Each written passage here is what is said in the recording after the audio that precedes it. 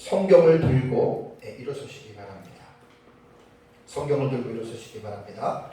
봉독해드릴 하나님의 말씀은 에베소서 5장 22절에서 6장 4절 말씀을 제가 봉독해드리겠습니다. 이것은 하나님의 말씀입니다. 아내들이여 자기 남편에게 복종하기를 주께 하듯 하라. 이는 남편이 아내에게 머리됨이 그리스도께서 교회에게 머리됨과 같음이니 그가 바로 몸의 구주시니라. 그러므로 교회가 그리스도에게 하듯 아내들도 범사에 자기 남편에게 복종할지니라. 남편들아 아내 사랑하기를 그리스도께서 교회를 사랑하시고 그 교회를 위하여 자신을 주신 같이 하라. 이는 곧 물로 씻어 말씀으로 깨끗하게 하사 거룩하게 하시고 자기 앞에 영광스러운 교회로 세우사 티나 주름 잡힌 것이나 이런 것들이 없이 거룩하고 흠이 없게 하려 하시니라. 이와 같이 남편들도 자기 아내 사랑하기를 자신과 같이 할지니 자기 아내를 사랑하는 자는 자기를 사랑하는 것이라. 누구든지 언제나 자기 육체를 미워하지 않고 오직 양육하여 보호하기를 그리스도께서 교회에게 한 것과 같이 하나니 우리는 그 몸의 지체임이라. 그러므로 사람이 부모를 떠나 그의 아내와 합하여 그 둘이 한 육체가 될지니 이 비밀이 그도다. 나는 그리스도와 교회에 대하여 말하노라. 그러나 너희도 각각 자기 아내 사랑하기를 자신같이 하고 아내도 자기 남편을 존경하라. 자녀들아 주 안에서 너희 부모에게 순종하라. 이것이 옳으니라. 내 아버지와 어머니를 공경하라. 이것은 약속이 있는 첫 계명이니 이로써 내가 잘되고 땅에서 장수하리라. 또 아비들아 너희 자녀를 노엽게 하지 말고 오직 주의 교훈과 훈계로 양육하라. 아멘. 다 같이 앉으시기 바랍니다. 네, 에베소서 주의 설교를 지금 하고 있는 중입니다. 조금 전에 봉독해드린 에베소서 5장 22절에서 6장 4절까지는 가정에 대한 교훈을 담고 있는 내용입니다. 그래서 바울은 그리스도인들에게 가정의 중요성을 일깨워주기 위해서 에베소서 5장 22절부터 6장 4절까지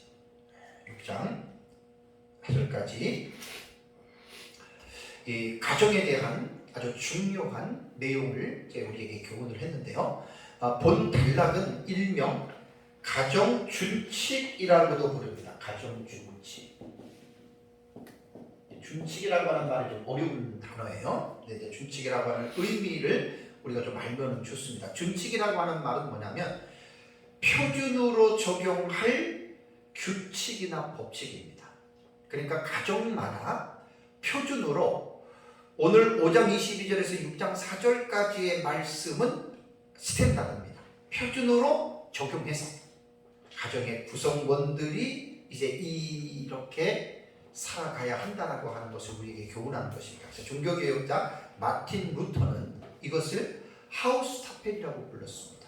이 하우스타펠이라고 하는 말도 가정의 구성원들이 지켜야 할 이제 이러한 규정인데요. 영어의 하우스타펠은 가정의 규범 혹은 가정의 의무로 이렇게 말을 합니다.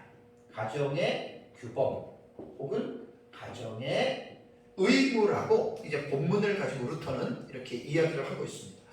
제가 사실 2달 전에 에베소서 주예를 하면서 5장 22절부터 설교를 한 것이 지난주까지 16시간을 했어요.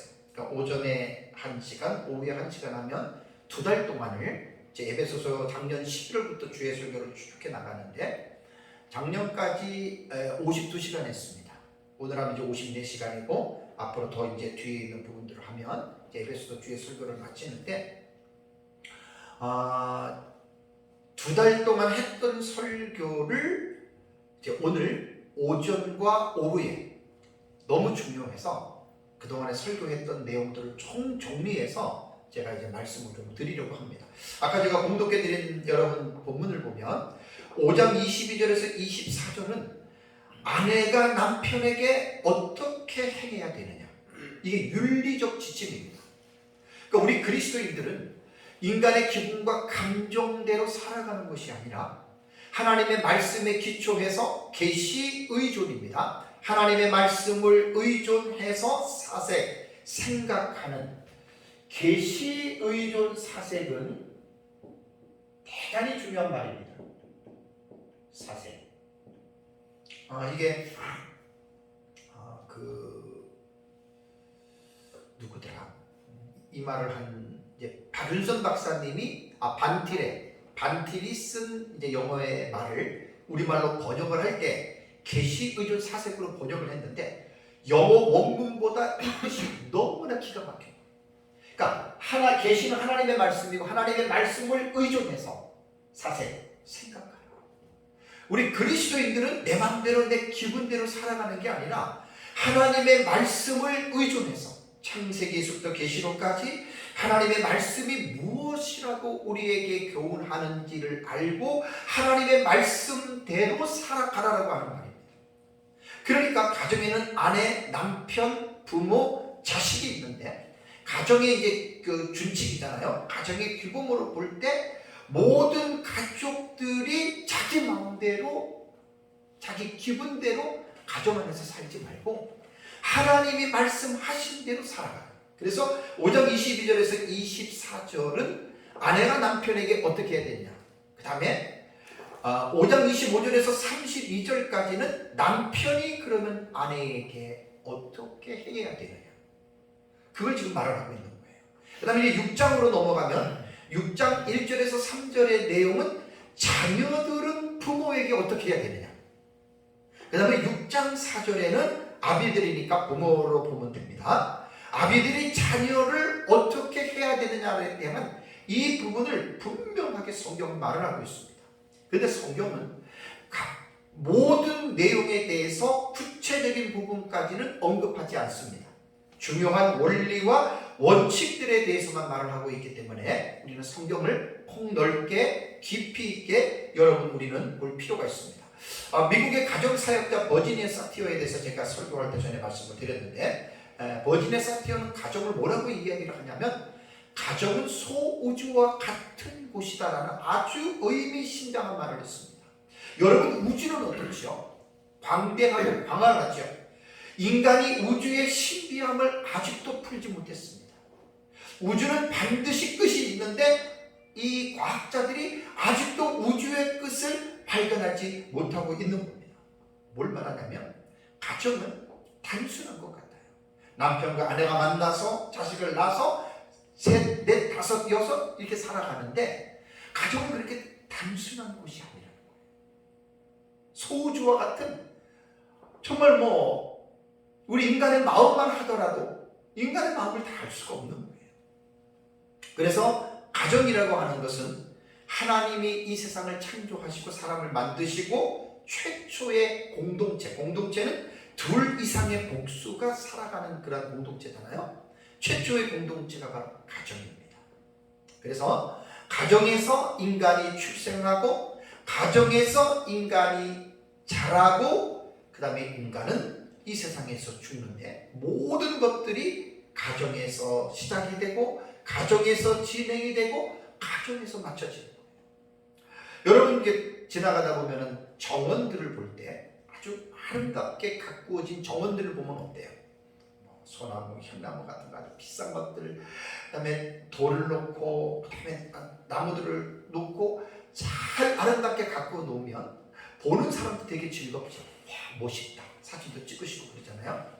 근데 여러분 잘 가꾸어진 정원은 저절로 만들어진 게 아니에요. 누군가에 의해서 정원 사이에 의해서 땀을 흘리는 수고와 노력이 있었기 때문에 정원이 아름다운 거예요. 여러분 가정도 마찬가지입니다. 그냥 가만히 그냥 부부가 살아서 자식 낳고 산다고 해서 가정이 행복해지는 게 아니에요. 절대 그렇지 않습니다. 그래서 에베소서 지금 5장 22절에서 제가 6장 4절까지 2달 동안 이 본문의 말씀을 살펴보면서 이 말씀이 우리 그리스도인들의 가족의 구성원들이잖아요. 부부와 그다음에 자녀와 부모에게 어떻게 살아야 할 것인지에 대한 이 부분을 아주 우리에게 교훈하고 있다라고 하는 사실을 먼저 이해해야 되고요. 5장 22절에서 33절까지가 부부에 대한 내용입니다. 그래서 22절에서 24절은 이제 3절밖에 안 되는데 아내가 남편에게 하는 것은 간단해요. 근데 25절부터 남편은 뒤에까지 가요. 제가 이 설교를 하면서 되게 많이 깨달았습니다. 제가 결혼 생활하면서 남편으로서의 참 역할을 너무 못했다. 참 부모로서의 역할 아이들에게 너무 못했다. 물론 이제 전에도 다 느꼈겠지만 이번에 아주 에베소서를 제가 연구를 하면서 너무나 전 개인적으로 이제 이렇게 좀 그런 부분을 느꼈거든요.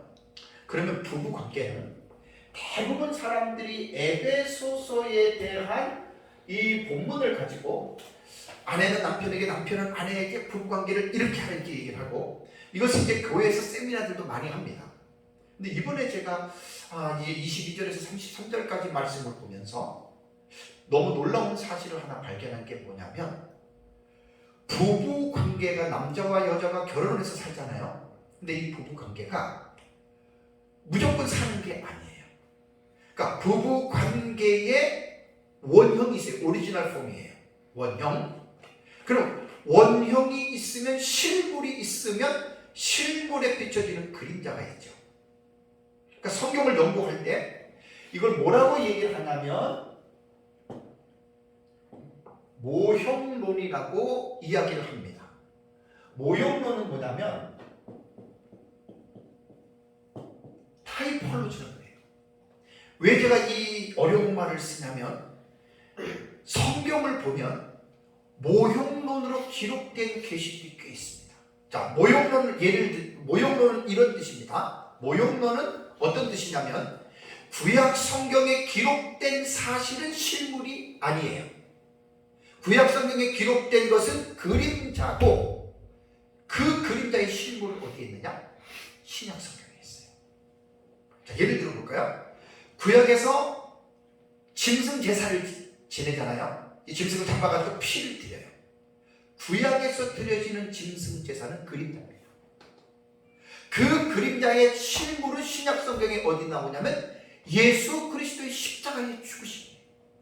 그러니까 구약의 4,000년 동안 사람이 죄를 지으면 죄 없는 짐승을 잡아서 하나님께 피를 드리고, 그것이 무엇이냐? 그것이 실물이 아니고 그것을 통해서 신약 시대에 모든 죄인들의 죄를 대신하기 위해서 메시아, 구세주로 이 세상에 오신 예수 그리스도의 십자가의 죽으심의 실물을 가르치기 위해서 구약 성경에는 그림자로 4,000여 년 동안 이 제사의 제도를 하나님이 가르치게 했다. 그래서 우리가 성경을 볼 때 구약 성경은 그림자, 모든 게 다 그렇다는 건 아니에요. 모든 게 다 그렇다는 것은 아니고 대부분 보면은 이제 그러한 부분들이 구속사적인 측면으로 볼 때는 이런 경우들이 되게 많습니다. 그리고 또 하나 사건을 보면 모세가 광야에서 백성들이 하나님 원망하다가 뱀에 물려 죽지요. 자, 죽어가는데 하나님이 모세에게 뭐라 그래요? 불뱀을 만들어서 나무에 달라 그랬잖아요. 근데 뱀에 물려서 죽어가는 사람들이 그 나무에 달린 뱀을 보고 어떻게 돼요? 그들이 살아나죠. 예수님이 구약의 이 본문을 요한복음 3장 14절 15절에 인용을 했어요. 뭐라고 했냐면 모세가 광야에서 뱀을 든 것 같이, 구약의 사건이죠. 그 실제적인 사건이지만 그걸 타이폴로지를 보는 거예요. 모형으로. 모세가 광야에서 뱀을 든 것 같이 인자도 들려야 하리니, 예수님 자신이 나무에 들려야 하리니, 그러면서 이는 그를 믿는 자마다 영생을 얻게 하려 하십니다. 예수님이 이 말을 했습니다. 그런데 이 부부관계도 창세기 2장 22절에 보면은 이러므로 남자가 부모를 떠나 그 둘이 한 몸이 되라 그랬잖아요. 그 부부관계를 5장 22절에서 33절에 이르기까지 말을 해놨어요. 근데 여러분, 에베소 5장 22절에서 33절의 본문을 잘 보면은 이 본문에도 실물과 그림자에 대한 부분을 정확하게 묘사하고 있습니다. 우선 5장 32절을 보십시오. 지금 22절부터 아내들 남편들 이야기하다가 32절 볼까요? 이 비밀이 크도다 한 다음에 뭐라 그랬습니까? 나는 그리스도와 교회에 대하여 말하노라. 그러니까 우리가 볼 때에는 5장 20부터 33절은 아내와 남편의 관계를 말하는 것으로만 우리는 이해하잖아요. 근데 5장 32절에는 딱 뒤에 가서 나는 그리스도와 교회에 대해서 말한다라고 하는 말을 바울이 딱 이야기를 합니다. 그래서 이번에 내가 설교를 하면서 야, 이 부부 관계를 모형론으로 읽지 않으면 와, 이거 참 말씀에 대한 본질을 모르겠다. 그러면 볼까요? 22절을 보십시오. 22절을 보면 자, 우리는 볼 때 아내들이여 자기 남편에게 복종하라, 우리는 이걸 강조하죠. 그죠? 근데 이것은 그림자예요. 실제적인 샘플은 뭐죠? 죽게 하듯 하라는 거예요. 그러니까 이게 실물이고 이게 원형이에요. 다음에 23절 보세요. 이는 남편이 아내의 머리 되니 뭐라고 했습니까? 그리스도께서 교회의 머리됨 같다.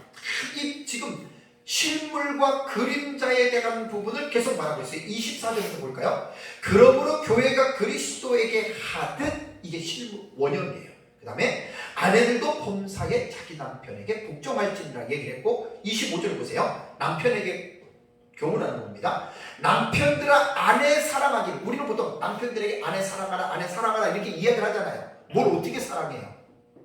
아내가 나한테 좀 잘해주면 사랑하고 아내가 나한테 잘 못해주면 미워하는 게 그게 우리 인간의 본연의 자세가 아닙니까?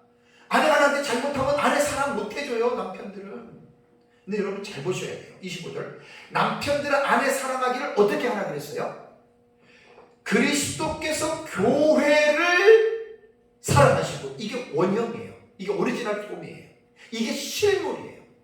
그리스도께서 교회를 사랑하시고 그 교회를 위하여 자신을 주신 같이 아내를 사랑하라는 거예요.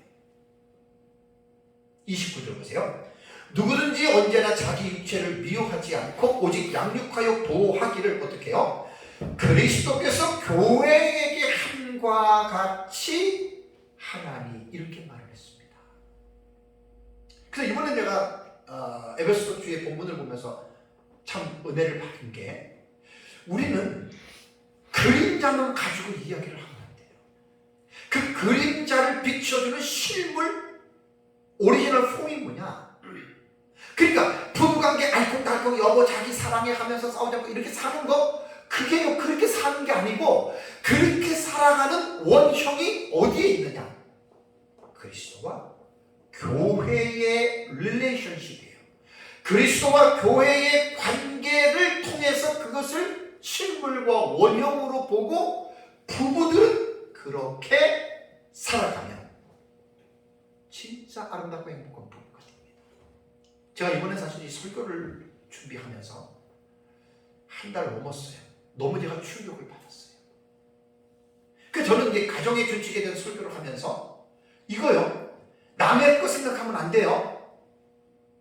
남편은 내 것만 봐야 돼요. 아내는 자기 것만 봐야 돼요. 자식은 자기 것만 봐야 돼요. 부모는 자기 것만 봐야 돼요. 괜히 이 말씀을 가지고 상대방에게 무기를 사용하지 마세요. 저도 옛날에 그랬거든요. 그거 잘못된 거예요. 남의 것 생각하지 말고 내 파트만 보세요. 제가 보면서 너무나 놀랐어요. 너무나 하나님 앞에 부끄러웠고, 제 아내한테 너무나 내가 잘못했구나.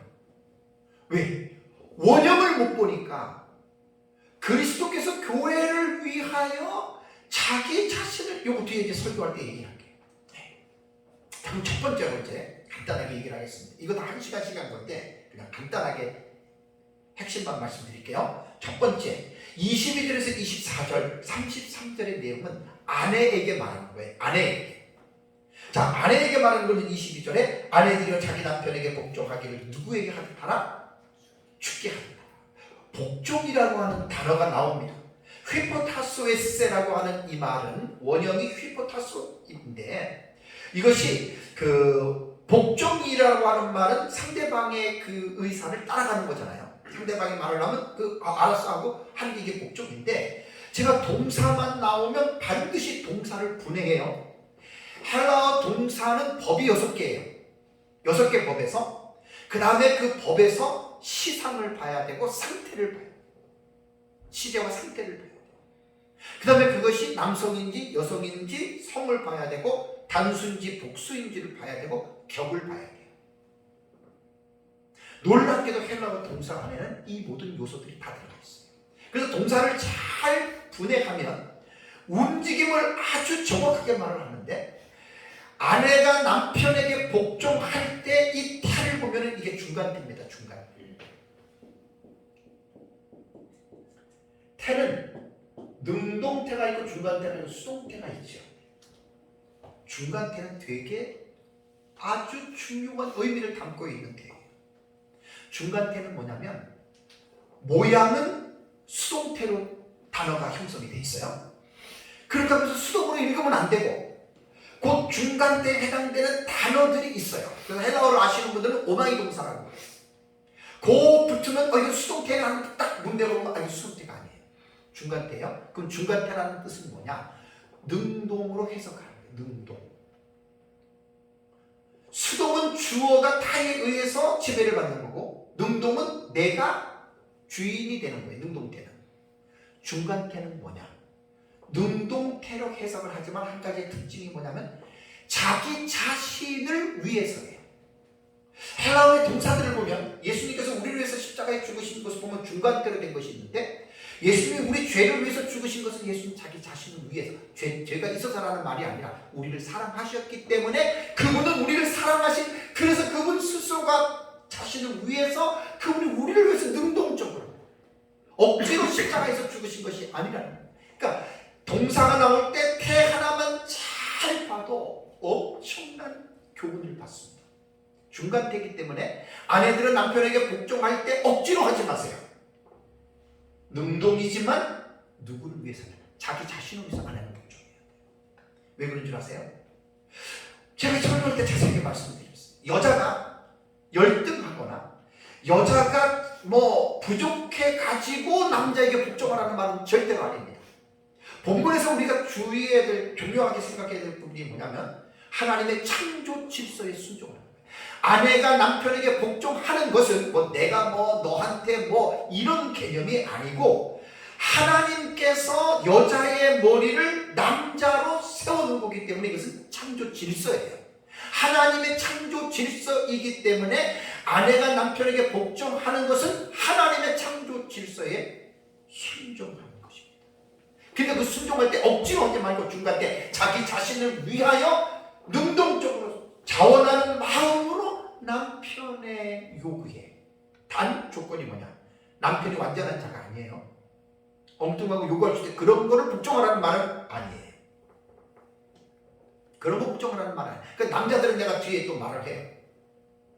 그러니까 여기서 복종에 대한 거는 딱 결론은 그겁니다. 하나님의 창조 질서예요. 하나님에게 따지세요. 남편이 아무리 못나 보이고 남편이 아무리 무능해 보여도 아내에게 있어서는 남편이라면 하나님이 아내의 머리로 하나님이 세워주신 것입니다. 그래서 하나님의 창조 질서이기 때문에 복종을 하라. 남편들이 조심해야 돼요.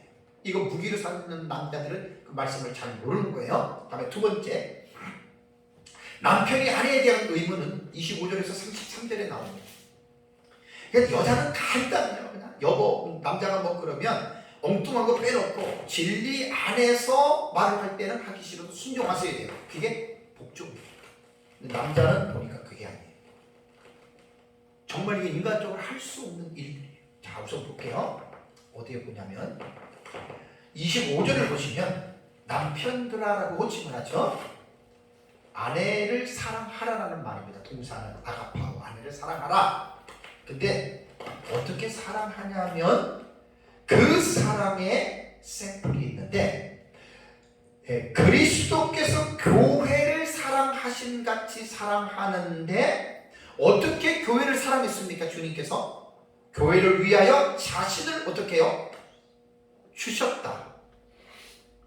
그 십자가에서 예수님 우리를 위해서 죽으신. 왜? 교회는 우리 믿는 우리를 말하거든요.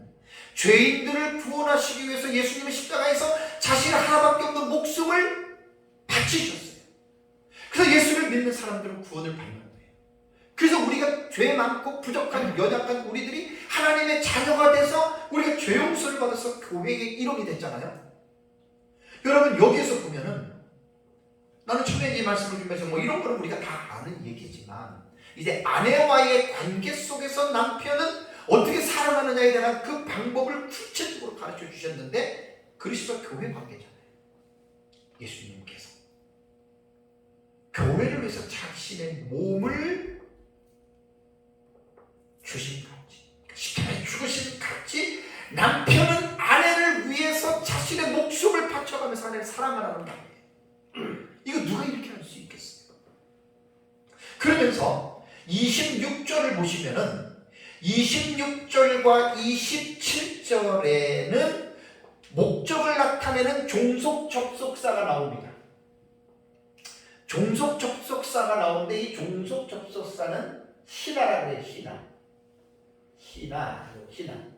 뭐 모르는 사람도 그냥 들으면 알아요. 종속 접속사입니다. 그러니까 25절의 문장을 26절과 27절은 종속 딱 달라붙은 거예요.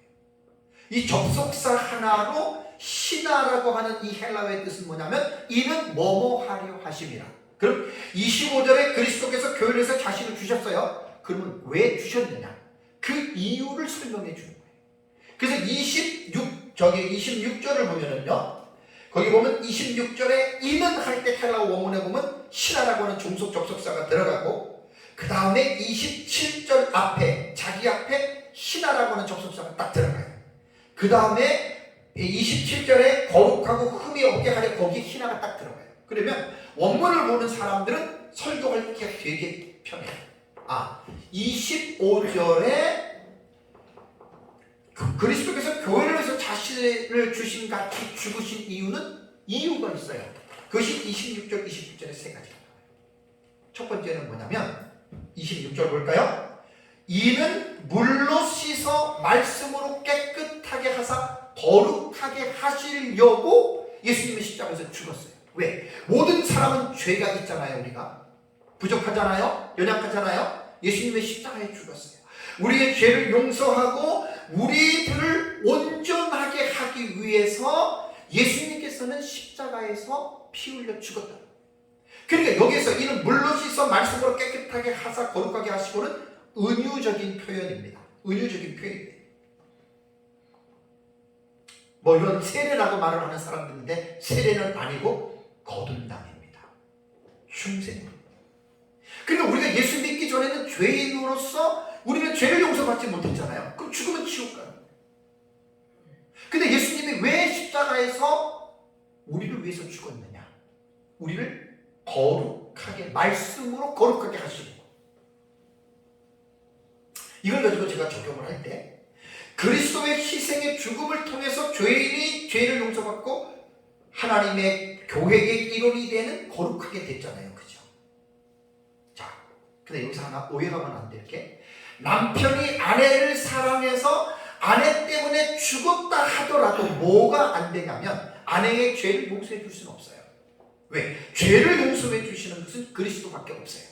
여기서 이건 착각하면 안 돼요. 단 여기서 우리가 어떤 적용을 도움을 받을 수 있냐면 아내를 위해서 뭐 전부 다 아내가 남편도 아내도 다 우리 죄인이고 부족하니까 아내를 위해서 남편은 목숨을 바쳐가면서 아내를 올바르게 온전하게 세워주도록 이런 뜻입니다. 제가 이걸 듣고 너무나 내가 부끄러웠어요.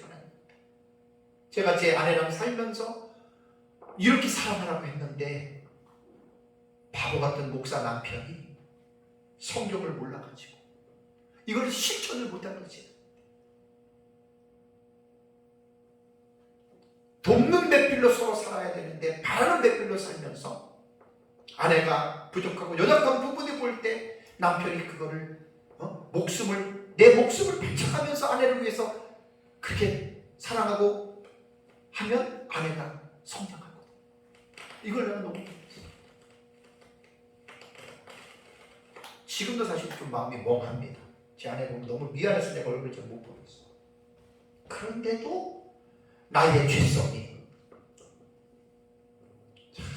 정말 안타깝습니다.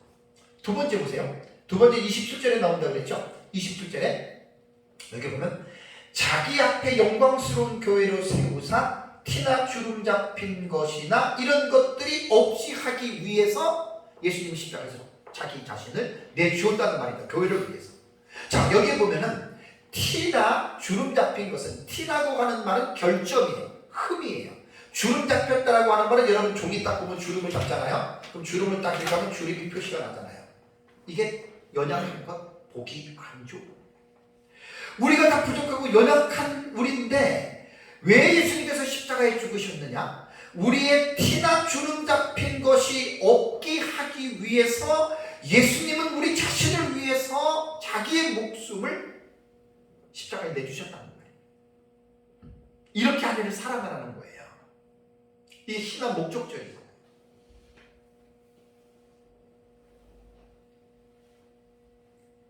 우리가 부족하고 연약하지만 예수님은 우리를, 교회를 하나님 앞에 영광스러운 교회로 지금 세워주시잖아요. 그죠? 우리가 잘나서 영광스러운 사람이 되는 게 아니에요. 예수님이 우리에서 십자가에 죽으셨기 때문에 예수님의 은혜로 우리가 영광스러운 교회의 일원이 된 거예요. 마찬가지로 남편은 아내를 사랑할 때 내게 이기적이고 내게 도움이 되니까 아내를 사랑하는 것이 아니라 그리스도께서 교회를 사랑하신 것과 같이 내 목숨을 들여가면서 아내의 티나 주름 잡힌 것들이 없도록. 그러니까 이거는 정말 힘든 거예요. 아내들은 간단해요. 그냥 남편 말에 복종만 하면 간단한데 남편은 그게 아니에요. 목숨을 주면서까지 사랑해야 되는데 여러분 그랬잖아요. 저도 못하는데 누가 이렇게 할 수 있겠느냐. 그래서 이 본문에는 부부관계를, 그리스도와 교회의 관계를 알지 못하면 이거 에베소서 그냥 수박 겉읽기로 그냥 읽는 거예요. 반드시 모형론을 기억하시고 그리스도 교회의 관계를 깊이 있게 해야 돼요. 그래서 남편들도 아내의 부족한 부분들을 잘 도와서 주름이 잡혔으면 주름도 펴주고 흠이 있으면 흠도 좀 닦아주고. 그러니까 이게 웬만한 남자들 할 수 없는 거예요. 이게 솔직히 못합니다. 그리스도께서 우리를 위해서 그렇게 하죠. 그걸 지금 말하는 겁니다. 다음에 세 번째 27절 뒤에 부분 볼까요? 세 번째 신하절이 거룩하고 흠이 없게 하려 하심이라 그랬죠. 그죠? 이것은 첫 번째 신하절과 중복된 의미예요. 첫 번째 신하절에도 26절에 말씀으로 깨끗하게 해서 거룩하게 한다고 그랬잖아요. 그죠? 그리고 세 번째 신하절도 그런 부분들을 또 이제 강조하는 겁니다. 첫 번째 신하절처럼. 참 우리가 인간 자신을 하나님의 말씀 안에서 우리 자신들을 깊이 있게 비춰보면 바울의 고백처럼 죄인 중에 개수고 못된 인간이고 정말 우리 정말 얼마나 부족한지 아세요? 우리 인간이 얼마나 연약한 존재인지 아시죠? 그러니까 아무나 깨닫는 게 아니에요.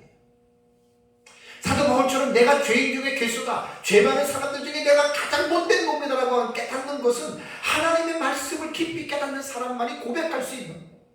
그럼 우리 인간은 아무것도 아니에요. 우리 아무것도 아니에요. 안 걸려보세요. 사고당해서 죽음 직전에 가보세요. 나이 들어서 기력이 다 빠져보세요. 인간이요. 파리 목숨도 못한 게 인간이에요.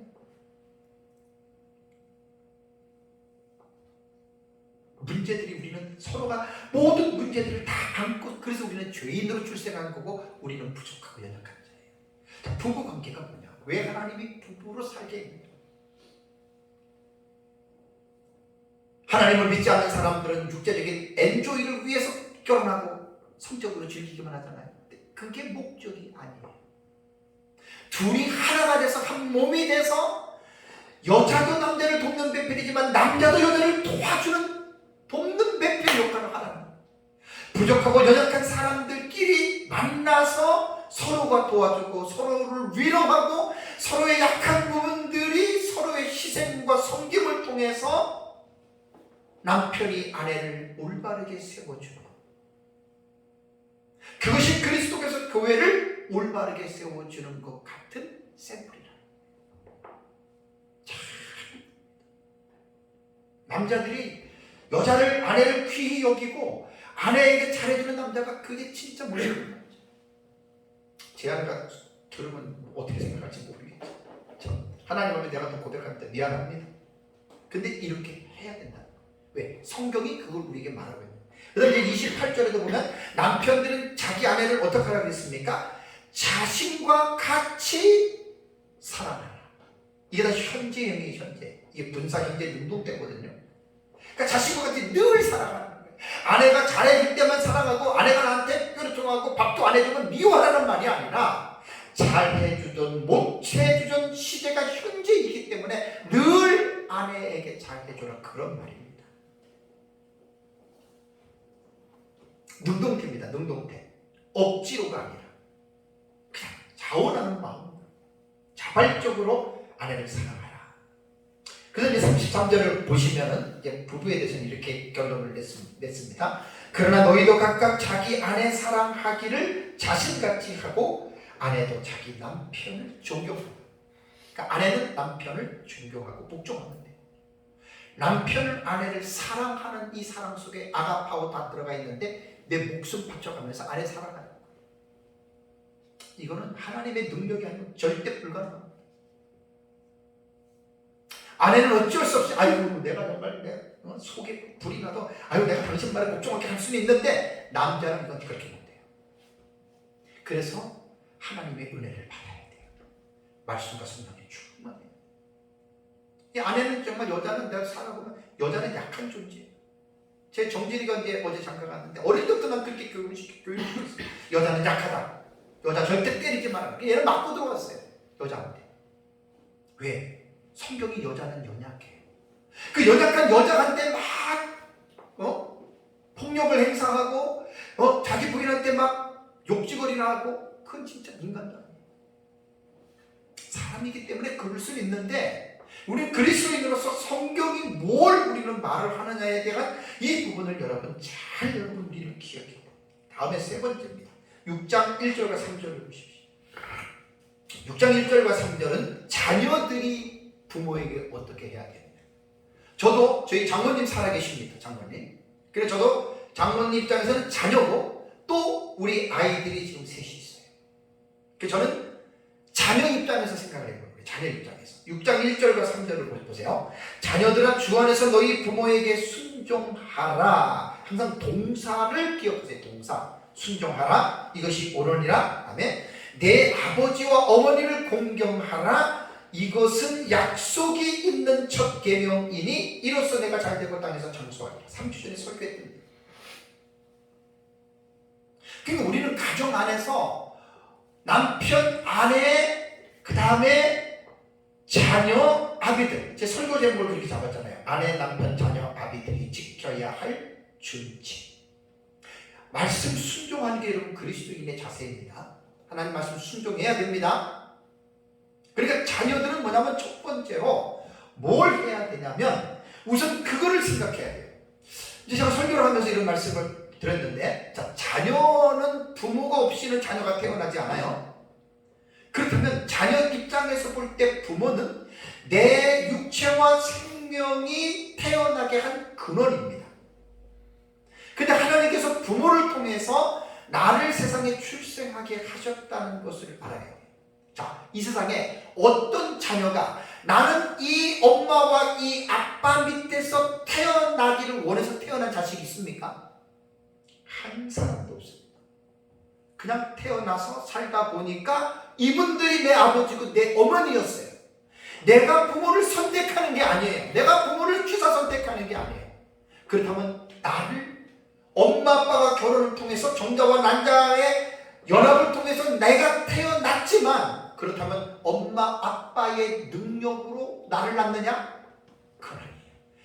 생명은 하나님이 허락하셔야지만 생명이 이 땅에 잉태되고 태어나는 거예요.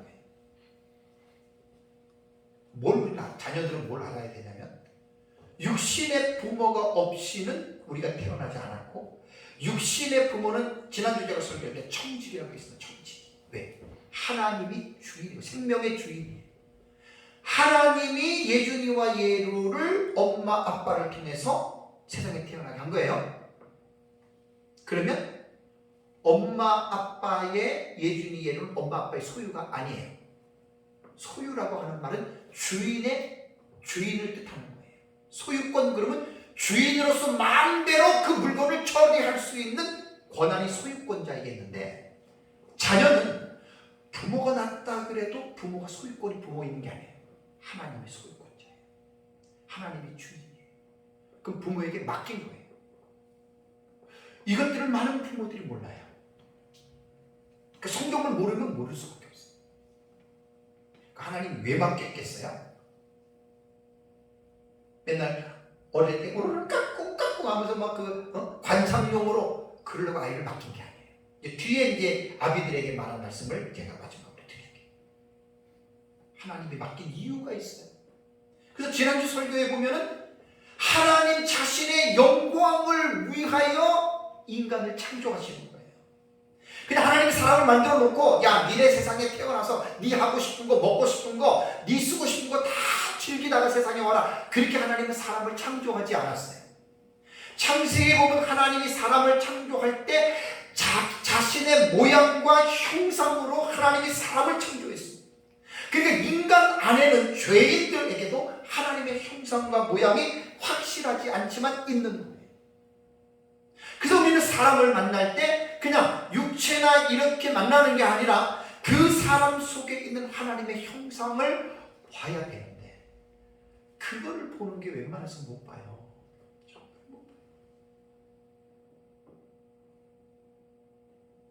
그러니까 부모는 천직이에요.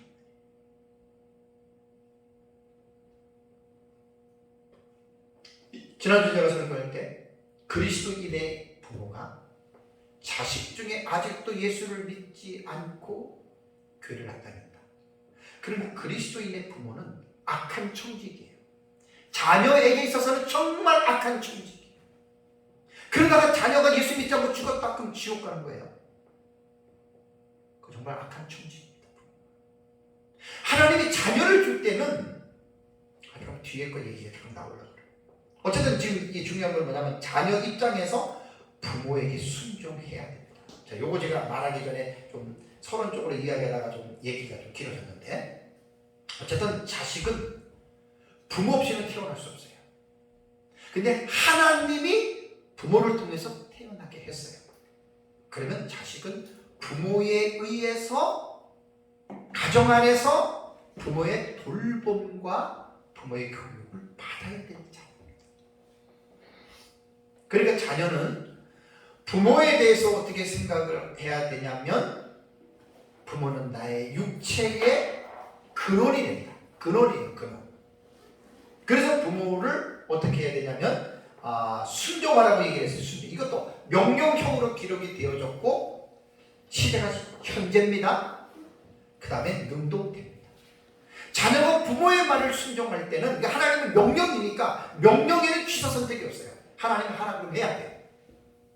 성경은 그렇게 읽어야 돼요. 하나님이 하지 말라고 하고 싶어도 하면 안 돼요. 시대가 현재니까 늘 자녀는 부모에게 순종해야 돼요. 능동태니까 억지로 순종하는 게 아니라 자원하는 마음으로 순종을 해야 됩니다. 그렇다면 부모의 말을 다 들어야 됩니다. 만약에 부모가 안 믿는 부모가 너 교회 가지 마, 너 예수 믿지 마, 너 술 먹어, 너 도둑질해, 그럼 그것까지 순종해야 되느냐? 노예요. 1절 보세요. 6장 1절. 자녀들아 단서를 붙였어요. 뭐라고? 엔 그리스도, 주 안에서랍니다. 주 안에서. 그러니까 부모가 육신의 근원이기는 하지만 우리 자녀들은 부모보다도 누구를 더 신뢰해야 되냐면 하나님을 더 신뢰해야 되죠. 부모가 야 너네 오늘 교회 가지 말아라 그러면 그 부모의 말을 순종하면 안 돼요. 부모 위에 있는 창조주 하나님의 말씀을 순종해야 되기 때문에 그런 것은 부모의 말을 순종할 필요가 없어요. 다음에 2절에 보면은 내 아버지와 어머니를 뭐 하라 그랬습니까? 공경하라 그랬죠. 그죠? 공경하라. 이 공경하다라고 하는 말은 이제 존경하라는 말이에요. 부모를 가볍게 생각하지 말아요. 존경하라. 공손하게 섬기라라고 하는 말입니다. 이것도 명령형 현재 능동태예요. 지금 부부 간에도 보면 이제 아내가 남편에게 할 때만 중간태로 나오지만 대부분 다 능동태니까 중간태도 능동태니까 이게 자발적으로 알아서 하라는 거, 하기 싫은 거 억지로 인상 쓰면서 하라는 게 아니에요. 자녀는 아버지와 어머니를 공경해야 돼. 귀하게 여겨야 돼. 왜 그러세요? 왜 그래요? 부모 없이 내가 태어날 수 없어요. 그러니까 어떤 애들은 그러죠. 아, 왜 엄마 아빠 결혼해 왜 나를 낳게 했냐. 이 말은 나를 세상에 태어나게 한 하나님을 원망하는 거예요. 정말 엄청난 하나님의 뜻도 모르는 가슴 아픈 말이죠. 부모를 공경해야 됩니다. 근데 여기에 3절 2절을 보면은 부모를 공경하라라고 하는 이 계명은 5계명에 나와요. 10계명의 5계명. 5계명에 나오는 이 계명 속에 바울이 뭘 하나 딱 딸려서 붙여놨냐면 약속이 있는 첫 계명이다. 그러니까 자녀 입장에서 부모를 공경하게 되면 하나님이 약속을 했어요. 약속. 그 약속이 뭐냐? 너가 땅에서 잘 돼. 그 다음에 너가 땅에서 오래 살 수 있어. 그게 바울이 그걸 붙였는 거예요. 제가 이 설교를 할 때 그랬어요. 저도 아이들이 셋이 있어요. 어떤 부모가 자식이 잘못되기를 원하는 부모는 하나도 없습니다. 아무리 악한 부모라도 자식 다 잘 되기를 바라고 원해요. 저도 우리 아이들 셋이에요. 근데 우리 아이들이 잘 되려면 여러 가지가 있어요. 하나님 말씀 순종하면 다 잘 되는데 거기서 빼놓아야서는 안 될 요소가 뭐냐면 나를 낳아주고 길러준 부모를 공경해야 됩니다. 순종해야 됩니다. 부모의 말을 듣지 않는 자식 잘 됐다는 말 없어요. 나는 인생을 살면서 많이 봤어요. 부모의 말을 주 안에서 순종해야 되고 그리고 부모를 공경하는 자식이 잘 돼요. 왜 내 말이 아니에요? 이게 지금 가정 규칙의 본문에서 지금 말하는 거예요. 근데 여기 내 아버지와 어머니 이 부모는 겉으로 볼 때에는 육신의 부모만 우리는 생각을 하는데 제가 가정 규칙의 본문에서 웨스트민스터 신앙고백서와 교리문답서에서 이 부분을 1시간 떼내서 오예배 설교한 게 있어요. 사람들이 그런 건 잘 안 듣는 거예요. 5계명에 포함되어 있는 부모는 육신의 부모만 있는 게 아니에요.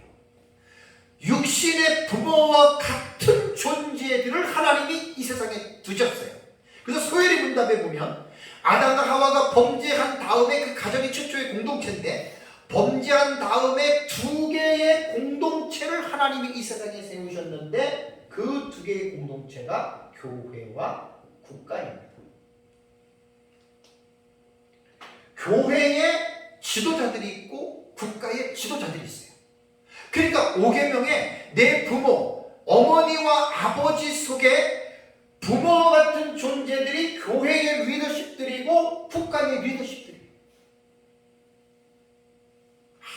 5계명이 너무너무 깊은데 사회가 어떻게 형성이 됩니까? 교회가 어떻게 형성이 됩니까? 가정의 구성원들이 교회로 들어오면 교회가 공동체가 되잖아요. 그리고 가정의 구성원들이 사회로 나가면 국가의 공동체가 되잖아요. 그런데 뭐가 중요하냐면 가정에서부터 이제 뒤에 부모에 대한 말씀인데 부모가 자식 교육을 잘 시켜놓으면 그 아이는 교회라고 하는 종교적인 공동체에 들어가면 잘합니다. 세상의 사회에 나가면 사회에서도 잘합니다. 근데 가정에서 잘못 배워진 아이들은 교회를 가든 사회를 나가든 정상적인 생활을 못합니다. 가장 중요한 첫 번째 단추가 뭐냐면 뒤에 부모에게 말하는 거예요. 자녀를 잘 양육해요. 이 그리스도인들이 그 부모들이요 교회만 야 교회 갔다 와 교회 갔다 와서 헌금 드리고 왔어? 이렇게 만족하는 거예요. 정말 너무너무 여러분 중요해요. 5계명의 부모는 부모 같은 존재들이 교회와 국가. 웨스트민스터 신앙고백서, 소요리 문답, 하이델베르그 이런 교리서에는 기가 막히게 이걸 확장 해석을 해놨어요. 그러니까 이러한 교리서나 이런 걸 공부하지 않는 사람들은 맨날 내 아버지 어머니밖에 몰라.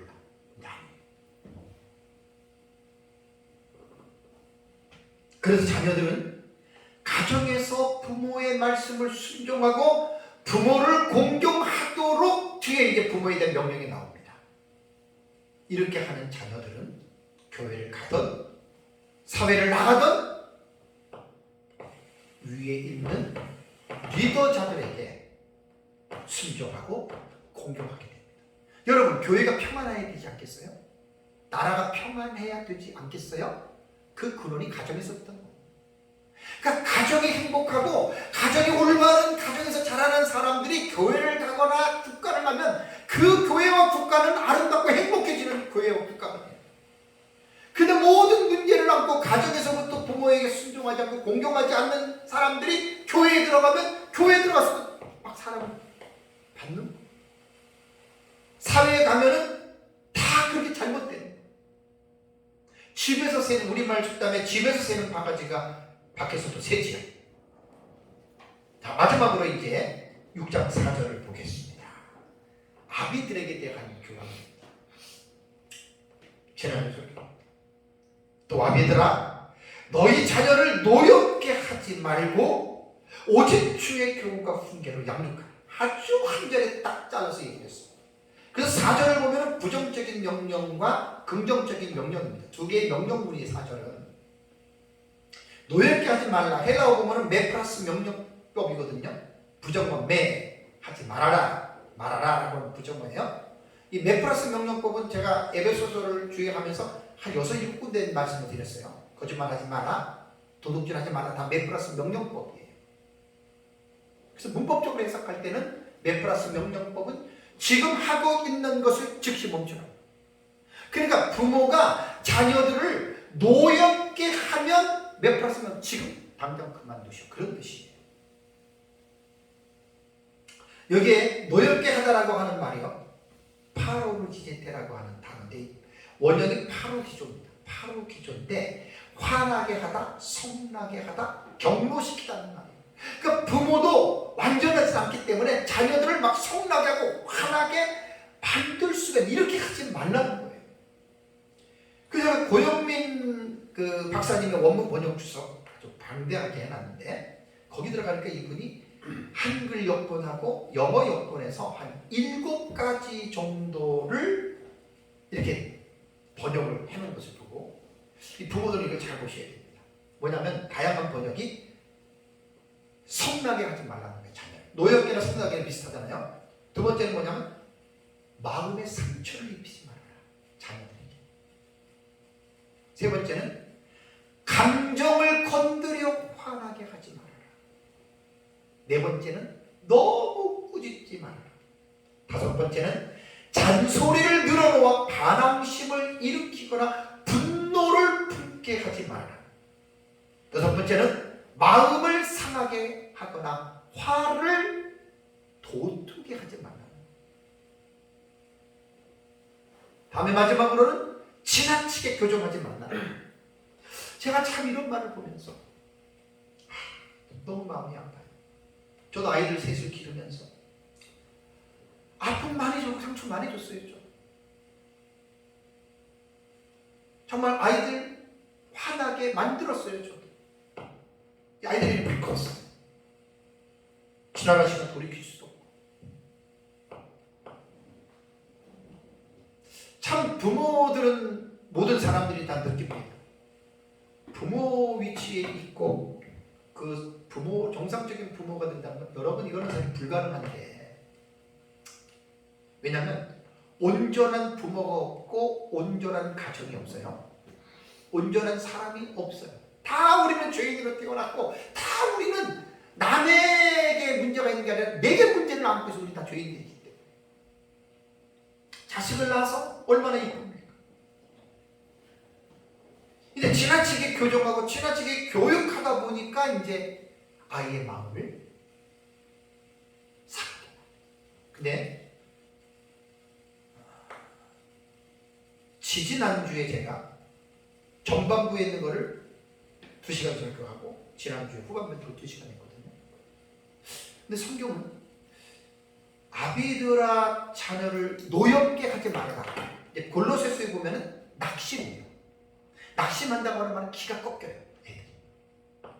사람들도 이렇게 딱 생활하는 거 보면은 이 기가 살아있는 애가 또 기가 꺾이는 애들이 있는데 이게 왜 그러냐면 제가 이제 23, 4년 전에 심리학하고 가정사역하고 정신의학 조금 공부를 했거든요. 두학교수 제안으로 공부를 했습니다. 그때 많은 걸 배웠어요.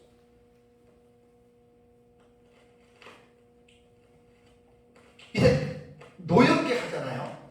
이게 이제 뭐 한두 번 가끔 그러는 건 괜찮아요. 근데 그것이 어린 시절부터 계속 지속이 되잖아요. 근데 그것이 오래 가면 오래 갈수록 그 아이는 우리는 상처를 입는다고 그러는데 그것이 뭐냐면 인격의 손상이에요. 인격의 손상. 그래서 인격의 손상이 오면 정상적인 생각을 못하고 정상적인 말을 못하고 정상적인 행동을 못해요. 그래서 제가 DSM-5 세계의학 편란 사전에 나온 10가지 인격 장애에 대한 부분을 제가 지난주, 지지난주 오후예배 때 내가 설교를 했어요. 성경은 화나게 하지 말아라고만 딱 말을 하고 부모가 자녀를 화나게 하면 자녀에게 어떠한 피해가 오는지에 대해서 침묵하고 있죠. 그러니까 우리는 그냥 이론만 딱 읽으면 자녀 화나게 하지 마. 그걸로 끝나죠.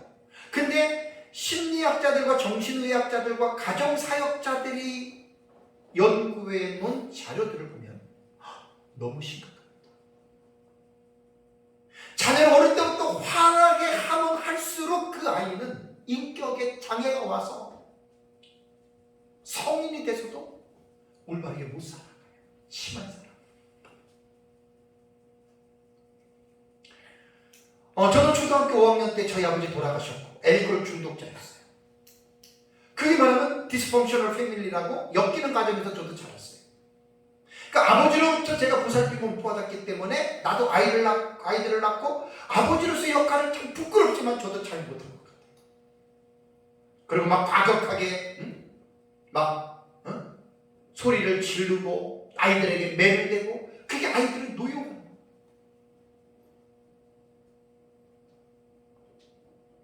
지나가는 시간이지만 제 아픔이에요. 그래도 감사하게도 우리는 어릴 때부터 하나님을 잘 믿었고 우리 아이들 다 모태 신앙들이 모태 신앙에서 믿음 안에서 자라고 그리고 이제 우리는 하나님을 의지하면서 살아왔기 때문에 그래도 하나님이 많이 개입을 해주셔가지고 그런 것들 하나님이 은혜로 지켜주셨어요.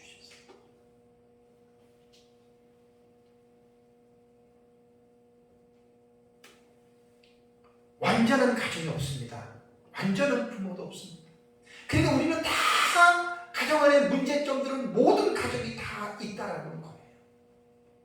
그래서 화나게 하면 그 결과는 너무너무 비참합니다. 뭐 화나게 안 한 부모가 어디 있겠고 또 노엽지 않게 또 자라나지 않는 애가 누가 있겠습니까? 누구나가 있을 수 있는 일이고 심각하게 되면 그렇게 된다는 거예요. 그래서 이제 그 6장 4절을 보면은 노엽게 하지 말고 긍정적인 명령은 오직 주의 교훈과 훈계로 양육하라라는 말이 나오죠. 여기서 제일 중요한 게 주의라고 하는 소유격입니다. 헬라어를 공부해 보시는 분들은 알겠지만 소유격 해석이 제일 어려워요. 그걸 주격으로 해야 되느냐 목적격으로 해야 되느냐 척격으로 해야 되느냐 되게 복잡해요. 문맥을 통해서 하는데 이 본문의 소유격은 주격적 소유격이라고 해요. 주어로 되는 거예요. 주어. 그러니까 자녀들을 교훈하고 훈계하고 양육하는 그 주인의 언어가 뭐냐? 그게 주의. 퀴리우의 소유격인데 이 원형은 큐리우스거든요. 주님이에요. 주님. 그러니까 하나님의 그러니까 주격이 뭐냐면 하나님의 것으로 교훈하고 훈계하고 양육하는 이게 주격적으로 쓰는 소유격. 그러니까 하나님의 것이 뭐죠? 그게 성경 66권이에요. 그러니까 부모들은 자녀에게 하나님의 말씀을 가지고 양육을 해야 되는데 교훈이라고 하는 이 파이데이라고 하는 이 단어는 원어사전에 들어가 보니까 어떤 내용이 있냐면 행동을 통해서 교육하라는 말이에요. 파이데이야. 행동에는 뭐가 들어갑니까? 그래서 잠언서에 보면 딱 지난 설교에 대한 말을 했는데 잠언서에 보면은 하나님의 자녀들을 체벌하라라고 분명히 명령을 했습니다. 근데 여기서 오해하면 안 될 것이, 저도 아이들 기를 때 이 말씀을 가지고 애들 내가 대고 때린 적이 있거든요. 근데 지금 생각해 보면 될 수 있는 대로 아이들은 매를 안 때리는 게 좋습니다. 화를 내지 않는 게 좋습니다. 그런데 문제가 뭐냐면 부모가 그만큼의 그 자세를 갖고 있는 부모들이 거의 없어요. 그럼 말씀을 통해서 자꾸만 부모도 이제 배워야 되거든요. 그러니까 교훈 속에는 뭐냐면 행동을 통해서 아이들을 가르치라는 거거든요. 그래서 이제 그 잠언서에 보면은 아이들의 마음에는 미련한 것이 얽혔기 때문에 징계하는 채찍이 아이들 마음에서 멀리해요. 대부분 보면 이제 부모들이 중학교 들어가기 전까지는 아이들 때리지 중학교 정도 들어가면 안 때려요. 그죠? 대부분 보면 그래요. 근데 매가 필요합니다. 그렇다고 해서 매는 때리는 게 목적이 아니에요. 매를 통해서 경각심을 주기 위해서 체벌하는 거예요. 그래서 파이레이아라고 하는 이 명사는 뭐냐면 행동을 통해서 아이들을 가르쳐야 되고, 다음에 두 번째는 훈계, 누데시아라고 하는 이 단어는 그냥 말로 훈계하는 건 말로 이렇게 말하는 거예요. 사실 자녀를 양육하는 거는 되게 어렵습니다. 말로도 교훈하고 정말을 안 들을 때에는 파이데이아라고 하는 행동을 통해서 벌을 주든지 체벌도 무자비한 체벌. 근데 그게 이제 저도 이렇게 아이들 셋을 길러보면서 느꼈는데 부모가 올바르게 서요. 그러니까 부모가 올바르게 서지 않기 때문에 자녀들에게 그렇게 하는 거예요. 근데 지나간 거 후회한다고 되는 건 아니잖아요. 근데 지나간 건 지나간 것입니다. 아까 말씀드린 대로 부모는 청지기입니다. 청지기. 하나님의 영광을 위해서 하나님이 창조했는데 이사야 43장 7절을 보면 하나님이 내 이름으로 불려지는 모든 자 곧 내가 내 영광을 위하여 창조한 자를 내게 오게 하라 그랬거든요. 하나님의 사람을 왜 만들긴 하세요? 하나님 영광을 위해서 사람 만들었어요. 인간은 존재하는 목적이 하나님의 영광을 위해서 하나님을 만드셨기 때문에 당연히 하나님의 영광을 위해서 살아야 돼요. 그래서 이제 구약 성경에 나타난 지상 명령에 대해서 제가 신명기 6장 4절과 9절에 대해서 제가 이제 지난주 설교를 했습니다. 시간이 많이 갔네요. 다 말할 수는 없고, 어쨌든 부모에게 주어진 말씀 속에는 부모 세대가 정신을 차려야 됩니다. 부모 세대가 정신을 차려야 됩니다. 주의 교훈과 훈계로 자녀를 양육하지 않으면 그 자녀는 세상을 하나님이 기뻐하는 대로 올바르게 살아갈 수 없습니다. 그래서 믿음의 부모는 자녀들을 위해서 기도해야 됩니다. 그리고 마지막에 제가 지난주에 설교할 때 자녀 교육은 말로 되는 게 아니더라고요. 너 이렇게 해라 이렇게 해라 그래서 부모 말대로 자녀들이 잘하면 얼마나 자녀 키우기가 쉽겠어요. 모든 집마다 자녀들은 부모가 말하는 대로 안 자라더라고요. 내가 거기서 하나 딱 깨달은 게 있어요. 부모의 삶을 보고 자라요. 그래서 제가 10계명의 예를 가지고 1계명에서 10계명을 쭉 이야기를 하면서 제가 얘기를 했습니다. 부모가 4계명 주일을 안식일하고 주일에 그 설명을 하는 시간이 걸리니까 주일날 지키는 우리가 주일도 10계명의 4계명의 개념으로 와야 돼요. 현대 교회가 무너지는 이유 중에 크게 두 가지가 뭐냐면 예배와 주일이 무너지기 때문에 교회가 무너집니다. 예배의 중요성을 두질 않아요. 이거 교회가 타락한 거예요. 주일을 어긴다? 교회가 무너지는 거예요.